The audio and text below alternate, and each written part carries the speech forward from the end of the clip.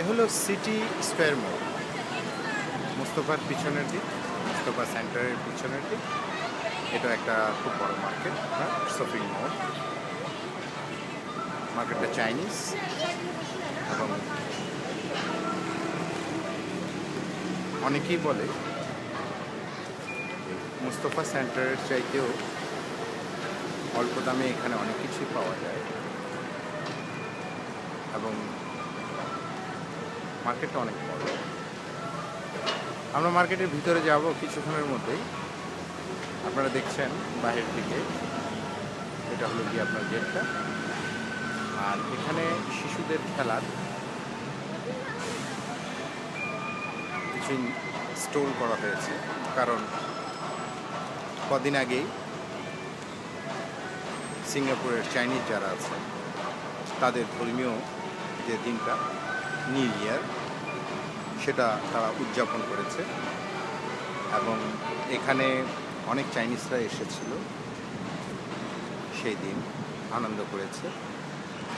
এই মার্কেটটা আসলে সাধারণত খুবই ভালো এবং এখানে যারা খুব পুরাতন বাংলাদেশি তারা কেনাকাটার জন্য মোস্তফাতে যায়, কিন্তু এখানেও সাধারণত আসে এর জন্যই, যেহেতু মোস্তফাতে আসলে অনেক কনজাস্টেড, ভিড় হয়, অনেক কিছু প্রয়োজন মতো দেখে কেনা যায় না এবং একটু বিটকুটেই লাগে নিজের কাছে বেশি দেখতে গেলে।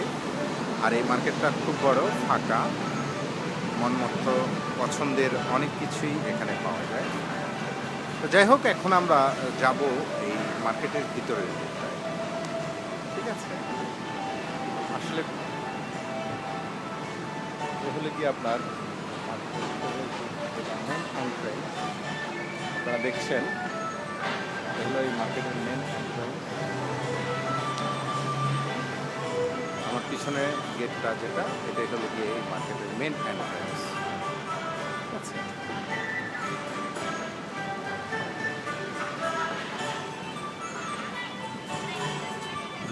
মার্কেটের বাহিরে আপনার শিশুদের খেলার অনেক ব্যবস্থা আছে।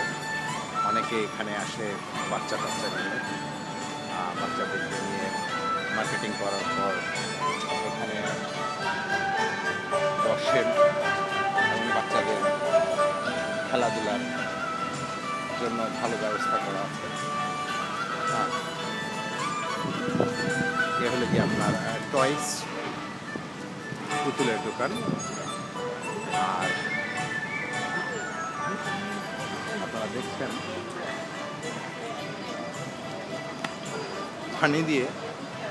পানি দিয়ে ভ্রাম্যমান একটা গেম। আসলে এমন সময় সিঙ্গাপুরে সবাই কাজে, 5টার পরে তারা কাজ থেকে আসবে, তারপর বাচ্চা টাচ্চা নিয়ে বের হবে, আনন্দ করবে, ঘুরবে। এই সমস্ত জায়গায় তখন খুব ভিড় হয়, বিকেল 5টা থেকে নিয়ে রাতের 9টা পর্যন্ত। এই সময়টা খুবই আনন্দ করে, অনেকেই কাজটা শেষ করে আসে এখানে বাচ্চাদেরকে নিয়ে, ঠিক আছে? যাই হোক, এবার আমরা ভিতরে যাচ্ছি মার্কেটে।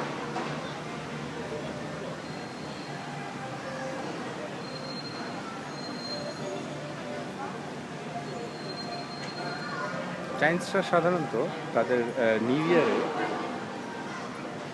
এই জিনিসটা, যে গাছটা দেখতেছেন আপনার, কমলা দিয়ে বানানো, ঠিক আছে?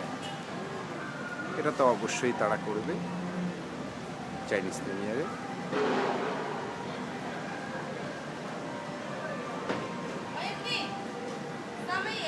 আর এই দিনটাতে সবচেয়ে বেশি যে জিনিসটা, সেটা হলো গিয়ে কমলার তো খুব বেশি ছড়াছড়ি হয়। তাদের ধর্মীয় একটা ব্যাপার, যে কমলা তারা একজন আরেকজনকে উপহার দেয়। এবার এবার আসলাম আমরা মার্কেটের ভিতরের দিকে বলতে। আপনারা দেখছেন ফাস্টফুডের দোকান পুরো মার্কেটের যে মেন পয়েন্ট এন্ট্রান্স।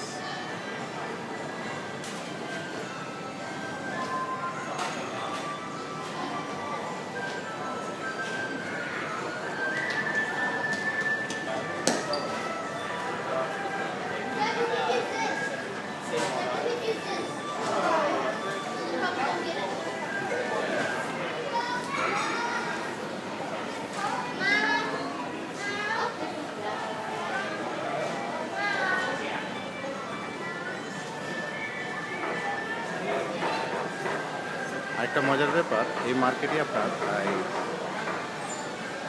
থিয়েটার আছে, হিন্দি ছবি ছাড়া হয়, নতুন ছবি হিন্দি ইন্ডিয়ান ছবি যেগুলো আছে এগুলো এখানে ছাড়া হয়, এবং বাংলাদেশি ইন্ডিয়ান যারা আছে তারা এখানে এসে ছবি দেখে।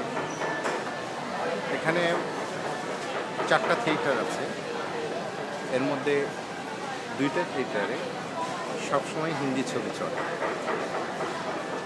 নতুন যত ছবি ইন্ডিয়াতে আসে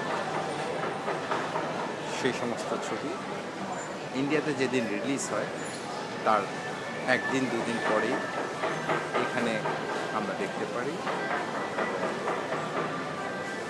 ডিজিটাল অবশ্যই খুব ভালো,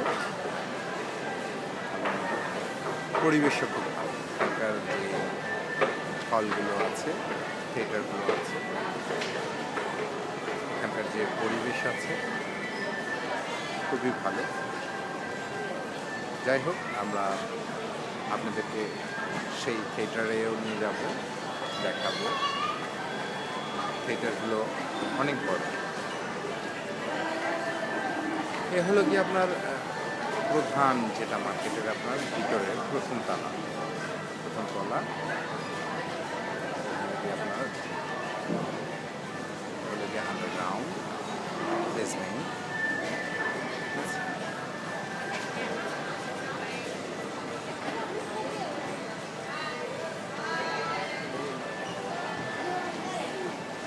ছতলা, সর্বমোট এটা 6 তলা, চারপাশে এটা সারাক্ষণই এরকম কনজেস্টেড থাকে। এর কোনো ছুটির দিন নেই, আর অন্যান্য দিন নেই, সবসময় এখানে কাস্টমার থাকেই। বিভিন্ন ফরেনার, ইউরোপিয়ান যারা আছেন তারা আসেন এখানে, তাদের মনোন্নত প্রয়োজনীয় জিনিসগুলো ক্রয় করেন।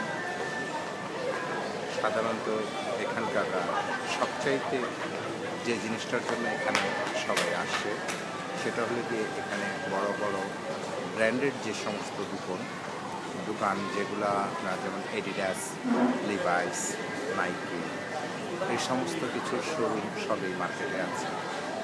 ব্র্যান্ডেড জিনিস নেওয়ার জন্য আসলে